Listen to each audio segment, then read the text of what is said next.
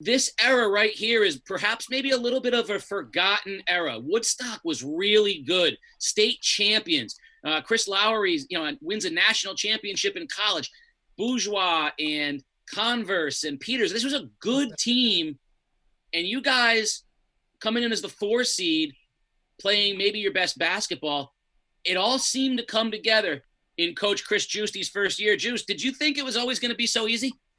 I mean, basketball is a game of momentum. And as during the broadcast, I'm texting with these guys. And, the great thing you see is that, we still all are in touch with each other and we love each other. And this is fun for us. So big shout out to Game Day for having us. This is how we are all the time. These guys come back to practices and around the community. We're all in town except for Mike now. But Mike was here during the season as well. And, we went on during the broadcast while I got a chance to watch some of it. They said that we were one of the hottest teams, running off a bunch of wins. And we beat Woodstock in the senior night game close to, I think it was game 19.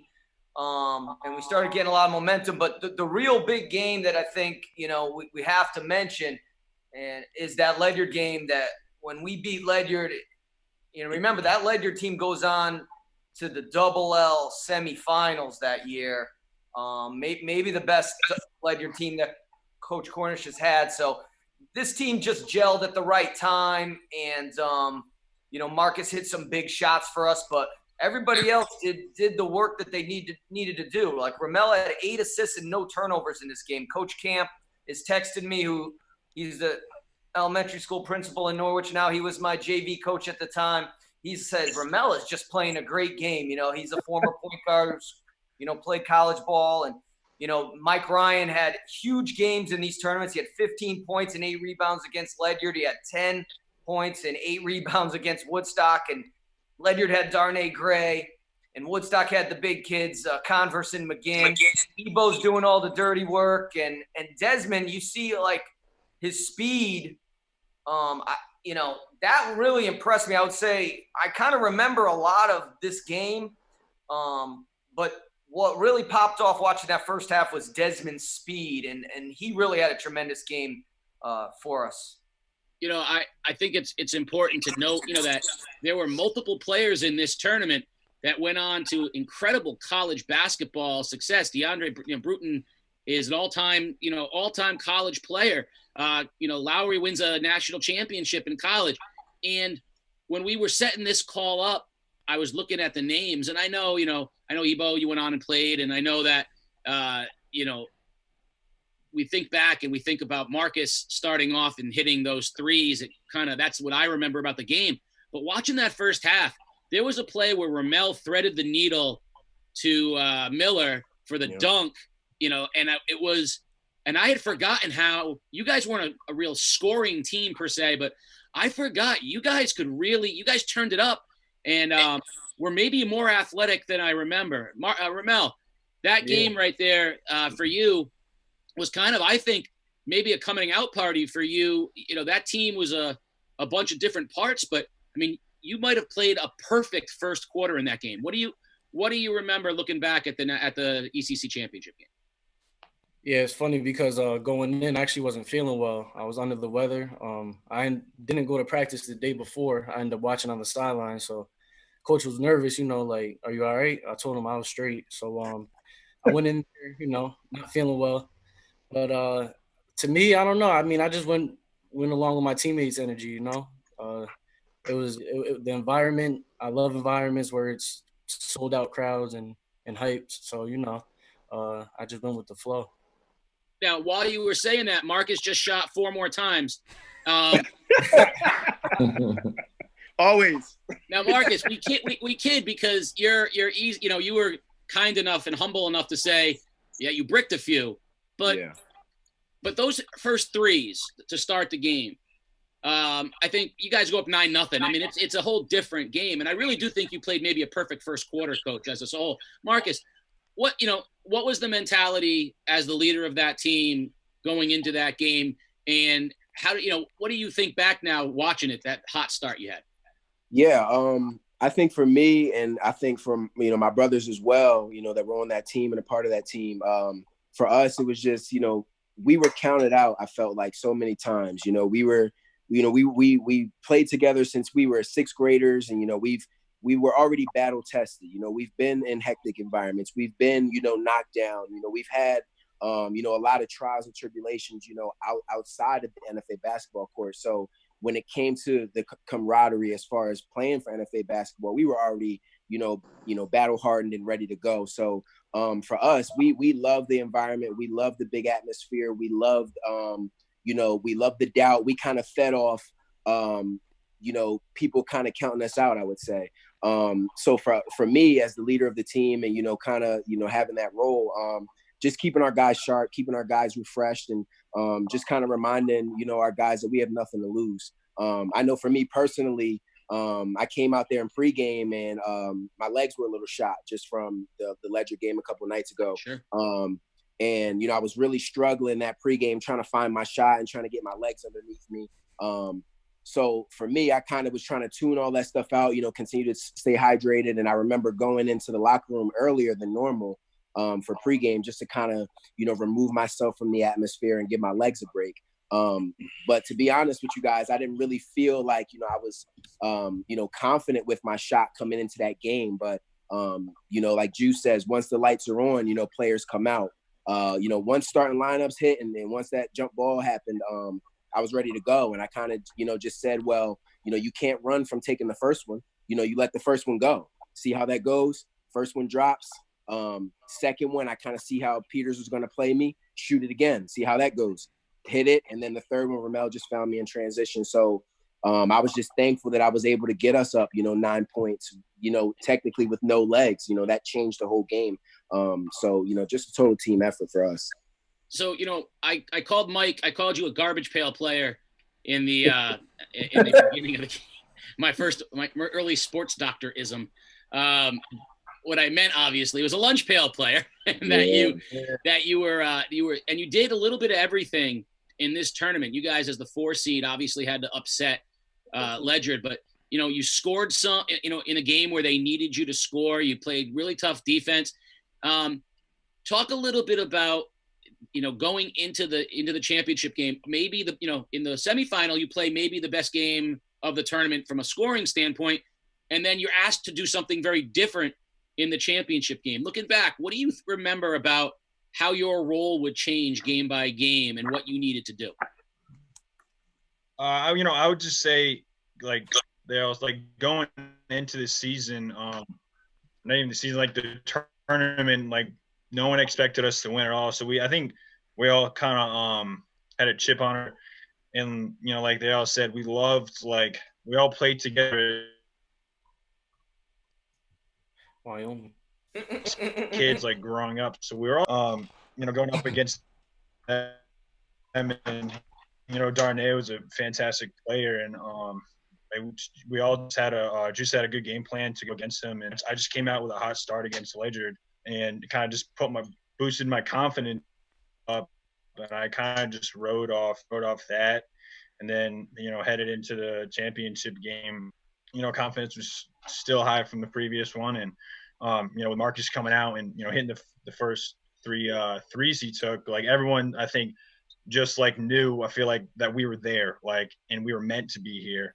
I think we rode on that, and like, everyone did their part as a team. Ebo, we look back, and I think you represent this team in a sort of the essence of the team, in that you probably could have been a big scorer on a different team. You could have been, a guy who did a lot more offensively on a different team. And on this team, sometimes you'd score, but you really seem to embrace the defensive aspect of things, the small glue plays, I call them, the little things, the good screen, the good defense, the rebounding. You seem to really embrace that. And I think as your career shows, I mean, you certainly could have been a guy that, said, hey, I want the ball, I can score. And you didn't ask for that. Talk a little bit about, how important it was for you to have that role on this team. Yeah, I think just being on this team with all these talented guys, I just had to figure out my role early if I wanted to win. Like if I wanted to score all these points and all that, we probably wouldn't have won. So my job was pretty easy. Just get a rebound, give it to Mel, him throw a touchdown pass to somebody, Marcus 3, Desmond layup.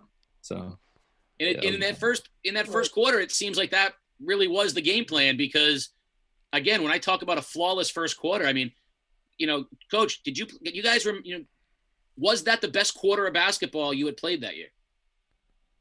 I don't remember, but just quickly back to Ebo. If you look back to I was watching the Ledyard highlights, just like what you said, Casey. Ebo did everything we needed to do. Like late in the game against Ledyard in the semifinal, they have their vaunted press on. We're up 4, and Ebo throws an absolute dime, a 3/4 court pass to a sprinting Des Miller for a layup, and that gives us the 6-point lead with like 10 seconds left. That's it. Good night. And, I've coached teams subsequently that, when that press goes on, like that ball starts flying into the atmosphere. So like you hit the nail on the head there, Casey, about Ebo. Everybody had to do what they had to do to their best ability. And that's why this team really came together at the end, because I think, it's when you start comparing teams, I know you put Coach Bassett on the spot to compare. It's hard, but I think I could say without a doubt that this team's chemistry was right up there, was locked in with any team that I've been a part of in my 20 years at NFA. I don't remember many days in practice where there was bickering. They just knew what their job was. And they just wanted to win, and they made the most of that. And like you said, we hit those 3 threes. Marcus hit those 3 threes at the beginning, and then Woodstock scrapped back into it. But that was enough. Thanks. I have a question. Go ahead, Mike. Okay. Yeah, I'm not sure what happened to Casey up there. Casey may be frozen. I kind of just want to ask everybody if they remember, going into this game, I don't think any of us thought that the finals in 2014 were going to be NFA against Woodstock. We all thought it was going to be Ledyard against New London, and I just want to go around and ask everybody if that motivated them at all. Marcus, go ahead.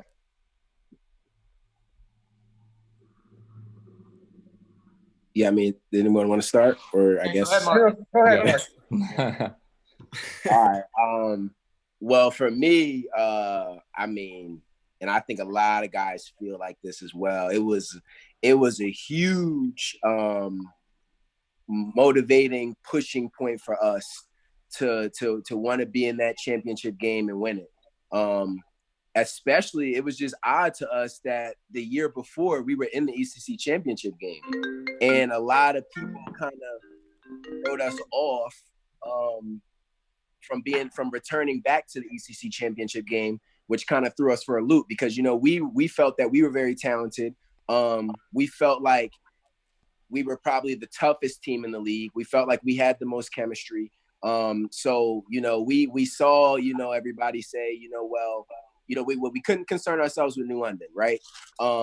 So we knew we were on the side with Ledyard, and we lost to them twice that year in the regular season. We knew what kind of team they were. We knew they were well coached. We knew they had a lot of weapons. So we kind of took everyone writing us off and kind of jumping to a conclusion and saying, well, it's easily going to be Ledyard in New London. And that fed us. And I think that made us, chase wanting to be there and prove everybody wrong relentlessly. And I think, it did the same thing for Woodstock on their side as well. But definitely gave us a huge chip on our shoulder. And we felt really, really disrespected in a way and wanted to prove everybody wrong. And we knew that we had the camaraderie, the coaching, and the brotherhood to be able to go get that done. In the in the world of technology, I am now on my phone as my for some reason I got booted off my home computer. So I apologize for that. Mike, please, by all means, continue the conversation. Oh, no, Case. I was just asking all the guys if you remember, Case, we all thought that the final that year was going to be Ledyard against New London.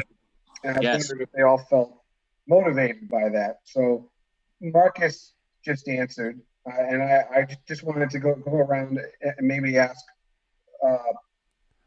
Mel right now if, what his thoughts were. Yeah, like Marcus said, the motivator was, the doubters. Anytime someone doubted us about a win, we took it as fuel, and it made this play actually really good. But we did know before that, we knew we were better than, or we could beat any team in the ECC. And then the last thing I say that motivated us is the environment for sure. Going into the to the Waterford gym is different. If you played in it, you go in, and then it just we played different. We played together since we were young, and everything clicked at the right time. I was saying earlier about how this year's NFA team was obviously, undefeated and really highly thought of. And I actually found you guys watching this game, I found you guys to be an interesting matchup. I would have loved to have seen those two teams play. Taking a look at this, how closely do you all follow what's going on with, NFA in the current season? Anybody can answer. I'll start because I know Marcus first off is on that coaching staff. Shout out to the NFA coaching staff, Wes Murphy, Terry Williams, my brother, Coach Guisti. They run a tight ship over there. Camp. There's a whole bunch of them. Anyway, so Marcus, it's hard for you to name. Obviously, you all for it, and everyone should be. But from my perspective, I love to see it. Like I just said, previous players coming back to help. We go back to help in camps. And for the team perspective, I'd say, first off, I feel bad because they didn't get to finish the season. Shout out to them for a perfect season. That's huge. And it sucks that they couldn't finish. But next year they have a bright future. So I love watching NFA basketball, and you never know. One day I might be on that sideline. Mike, you able to check them out in Wyoming? Yeah, when I came home for Christmas break, and I was able to go catch a game, and I think just like walking into the gymnasium there, it's just like being home again. Our senior year, we were all so close. Like we all grew up together, played together. So coming back was awesome, and like they said, felt terrible for the kids. They weren't able to complete their season, but also very excited for them and happy for them. To be able, to at least get to play in Mohegan Sun and win that big game in front of a big crowd. And for Marcus's, first time coach, I think that was awesome. I still keep up with the guys, even though, I'm out here, and hopefully, next year they'll got another shot at it. Actually, talk a little bit about what got you to Wyoming. I think it's fabulous, Mike, and I think that people would like to hear what got you out to Wyoming. I wanted to work with kids and give back.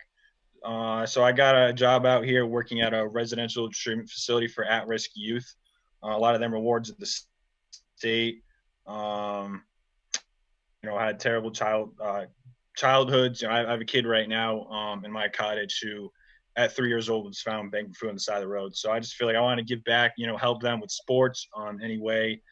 And I enjoy it. We can go outside, play basketball with the kids, go pass a football, just give them some life lessons. That's what kind of brought me. I just wanted some change and wanted to be out where I can snowboard all the time and go hiking. So it's kind of a perfect fit. Now, I'm pretty sure Ramel grew the beard in the quarantine. Was that beard a requirement of working in Wyoming, or is that something that you had previously? No, It's something I had previously. In high school, I was like a chin strap, and finally I was able to grow it out when I was in college. So I kind of just had a beard since then. Because if I shave my face, I look like I'm 17, 16 years old. So I don't want to have a baby first. Evo, what are you doing these days? I was supposed to graduate this Saturday from Mitchell. Congratulations, E. Feel me? Yes, sir. That's fabulous. Yeah, supposed to get that bachelor's in business, and we just ended my last year with Mitchell basketball too. Talk a little bit about your experience playing basketball at Mitchell, and put it in perspective compared to what you experienced when you were at NFA. I think playing at Mitchell. That's a good question. I know. I think college is different because most of the guys on the team, especially on like opponents, or most of them are like all-state guys or leading scorers for whatever high school they went to. I think in high school you might have maybe one or two guys at that level. So I think that's the difference in the speed. Oh, also the shot clock too. It's not a shot clock in Connecticut. How many people you play in front of at Mitchell? Oof, like maybe 300 on a good day. So I mean, because one of the things that I've talked about, this current crop, playing in front of 1,000, 2,000 people in a high school championship game, being broadcast on game day. I mean, for a lot of people, that's it doesn't. I played baseball in college, and the first game I played in college, I played in front of 12 kids, all of whom were drinking on the hill. None of them were interested in the baseball game. And this is after, and I remember I'm like, I just played in front of 1,000 people in high school, and now I'm playing in front of these 12 people. Was that a big difference for you? I mean, you played at this elite level in high school, and then you went and played elite basketball in college, but maybe not as much fanfare. Yeah, it was a big difference because most of the kids at Mitchell just came maybe at halftime if they wanted to see the game. Now, NFA, everyone's in there in the red and white. Maybe some kids dressed up as some farm boys going crazy on the sideline. So that wasn't happening at Mitchell. So what are you going to do next, man? Congratulations on graduating. I mean, that's a huge honor. When things go back to normal, what are you hoping to do? I have no clue. I'm trying to open up my options right now. I'm trying to get interviews everywhere. So. Well, I think Coach Guisti would agree that you're going to succeed at whatever you do. I certainly don't have any doubt about that. Ramel, talk a little bit about what you're up to. Yeah, so I got my bachelor's degree last May on hospitality. So thank you very much. So that was a big accomplishment for me. Go Mel. Let's go. Appreciate it. Yeah, so I'm just looking at options right now. Job searching. I really want to be a business owner.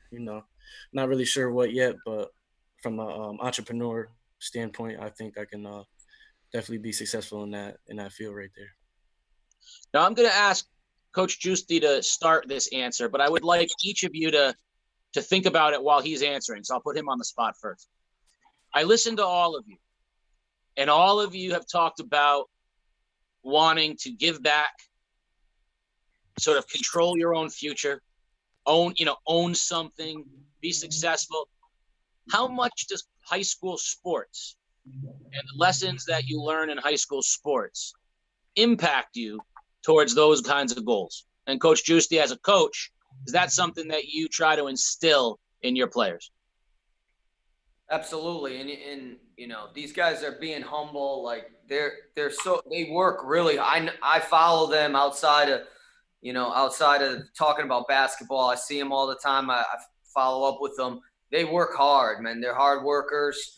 Ramel's works, all the time. He's just a hustler. He just works and grinds and Ebo's, still playing college sports and taking classes. Mike wants to do something, bigger for the world. He wants to help the world, and obviously Marcus is going the education route and, being, a role model right on campus for our young student athletes. So, I mean, that's something that Coach Curlin, that's all the credit and praise goes to Coach Curlin for bringing us up that way. And I'm just following his lead. And you see these guys are doing it right by him.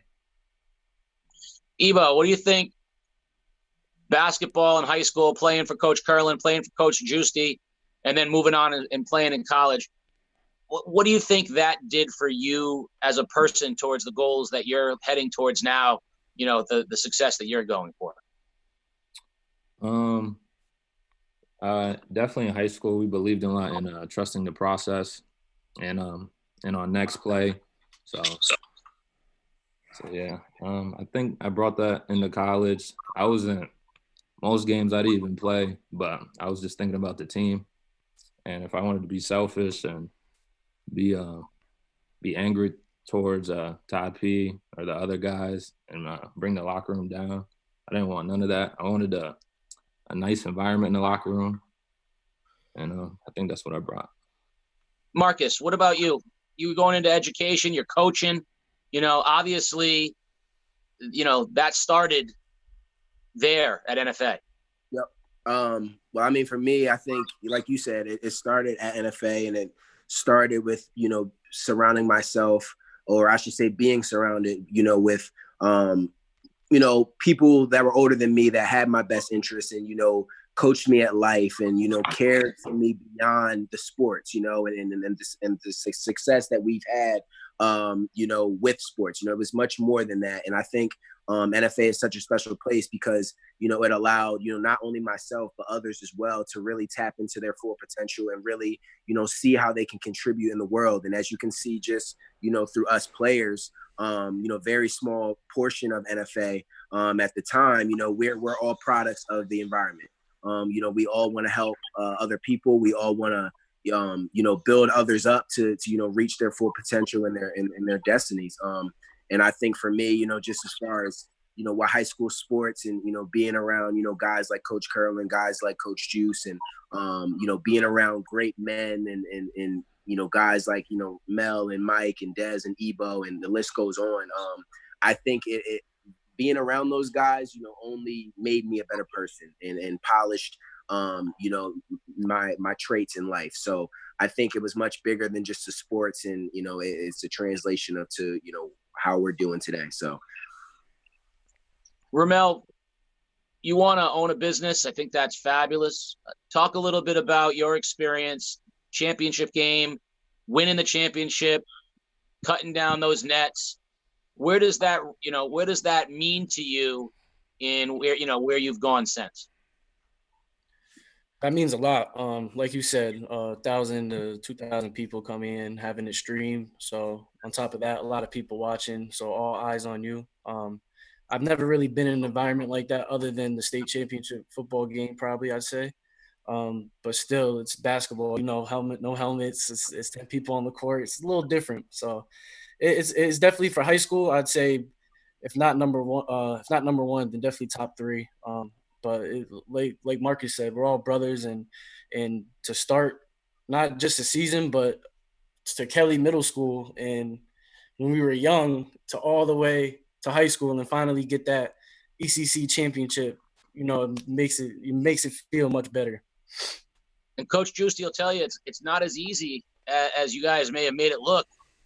He waited a while to get that next one. Mike, when you post up one of the kids and throw a little jump hook over them, do you say that's how I did it in the ECC championship game or the conference? I think Mike's frozen. Wyoming. I just thought he wasn't blinking. Yeah, he's frozen. Yeah, he'll come back hopefully. Jesus. All right, so Juice, you won it your first year. You had to wait a little while. Talk a little bit about this team and where they rank for you, in terms of the teams you've coached.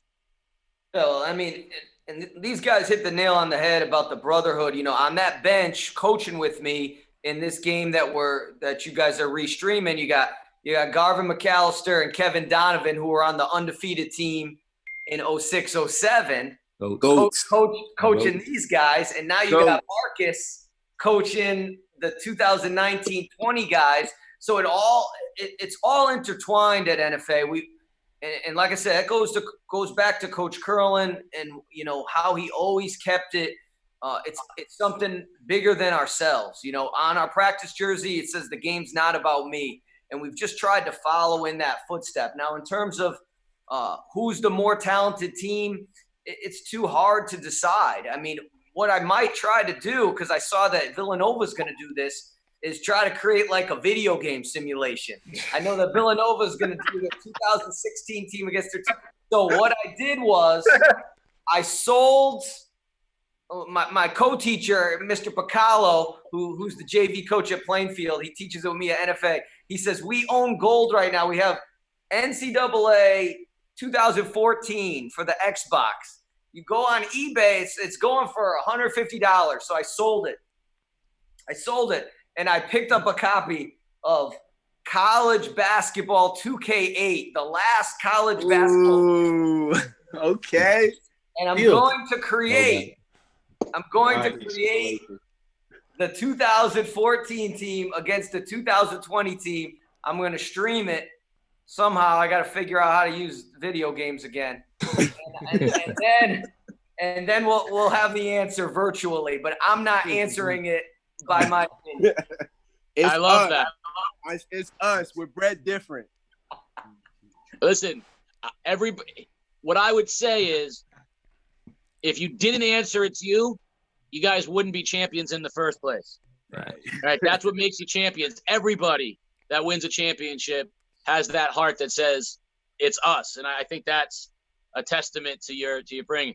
We're gonna wrap it up and head back to the second half so you guys can watch yourselves win that championship. But I'm just going to go right through, and I'd just like for each of you to, and it's absolutely wide open. Anyone you'd want to say, you know, hello to, any thought you want to send out into the world, anything at all. Final thoughts from Ebo Rivera. Just want to shout out Todd P. and Mitchell for giving me my last 2 years of ball over there. Ramel. Shout out to the NFA boys basketball team. Mark Jones, head coach of St. Bernard's basketball. He taught me a lot. Mike? Still frozen. Mike DeMoro. I just shout out to everyone back. Misses to be home in the summer. No? I just want to ask Juice that when he recreates 14 against 20, that the 20 team play the 3-2 zone. Absolutely. Because that's the defense. I've been doing this 30 years here now. That's as good a defense as I have ever seen. I agree.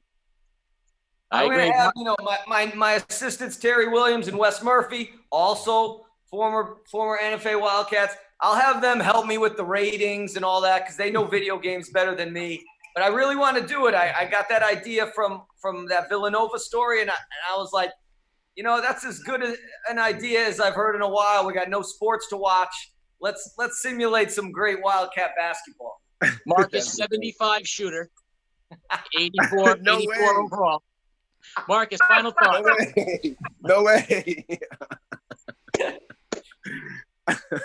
But no, man, just shout out to, you know, NFA, obviously such a great place. Everybody that was there, you know, that took part in coming to see such a great battle between two good teams. You know, there's a lot of people that, you know, wanted Ledyard in London so bad, but, you know, Woodstock and NFA also put on a great show and left their mark. So, you know, just shout out to, you know, both programs for coming together and creating a classic, man. And thank you guys for, you know, having us and giving us the opportunity. Well, I want to say, you know, Marcus, I was one of those people who wanted a New London Ledyard final. I understand. I really do. Not only as a Whaler, but from a broadcast standpoint, that's what we thought. Right. You know, we do that all the time. We said that's Absolutely. the game we want. So I want to shout out to you guys and to that great Woodstock team, because you guys gave us a game day classic.